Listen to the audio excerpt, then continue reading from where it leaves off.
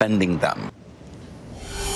Kathy Sheehan is the mayor of Albany, New York, the capital of that state. It's also a sanctuary city, and she joins us tonight. Ms. Mayor, nice to see you.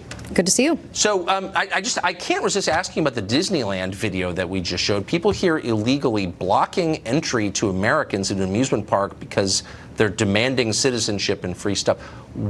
What country would put up with that other than ours? Well, listen, this is a country that values free speech and the right to protest. And these are young people who feel that they were given a promise and that DACA was a way for them.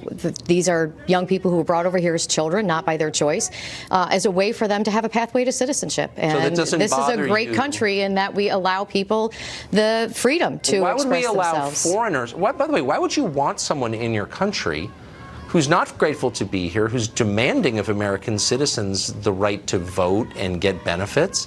Don't you want people who are grateful to be here and want to add? You know, every immigrant that I've ever met is grateful to be here. That doesn't mean that they're not going to stand up for their rights. And, you know, I joined thousands of people across this country in protests that happened on Saturday from people who were born and raised in this country and who've been here for generations. That is one of the hallmarks of our great society. But they're not Americans, these people. But they have a voice. They have a right to a voice. Just because you're not from here doesn't mean the Constitution doesn't apply to you. If you're here that's legally, well settled law. No, it's not actually. If you broke our law to get here, you don't have the rights that an American citizen have. Where do those rights come from then? So, you know, when you are here, you have constitutionally protected rights. And I think that when we look to polarize this conversation by pointing these people who are here, brought here by their parents, without their choice, and demonizing them, we really turn the conversation to an us versus them. Whoa, slow down. They block the entrance to Disneyland, okay? I didn't do that. They did that. Do they bear any responsibility for doing that? And there are Americans who use their right to free speech to block entrances, to shut down roads, and to protest things in this country. Do you see and whether you were born here or you weren't born here, it's not a matter of being born here. You have that right. No, it's a matter of citizenship. Citizenship is meaningful to most Americans. They think you're different if you're a citizen. And they want to be on a path to citizenship. Okay. These are young people who are working hard and who have worked hard. No, these are people who in the middle of a weekday were blocking Disneyland. So don't tell me they were working hard. So a new Harvard poll shows that 4 out of 5 Americans, 81% of Americans, want less legal immigration, a lot less.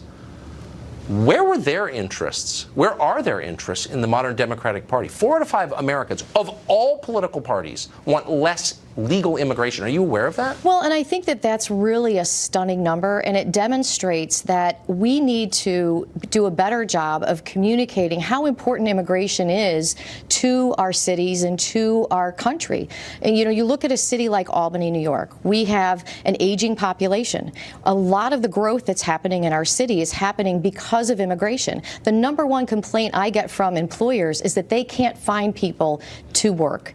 And so we've got a real workforce development challenge in the city of Albany and in the capital region, and immigration is helping to fuel that workforce. I wonder, though, I mean, so for example, I was just looking at stats provided by the Albany School District, and I think you've said before that your city's about 40% foreign-born. No, it's about 11% foreign-born, but we have about 40 languages spoken in our schools. 40 languages, my mistake. But that's a pretty high number. So in 2017, of 8th graders in Albany schools, 0% qualified. 0%, according to your stats, qualified in math. Well, so that seems to me like a crisis much larger than anything you're describing. The challenge is where the outrage is. The challenge is in our school district.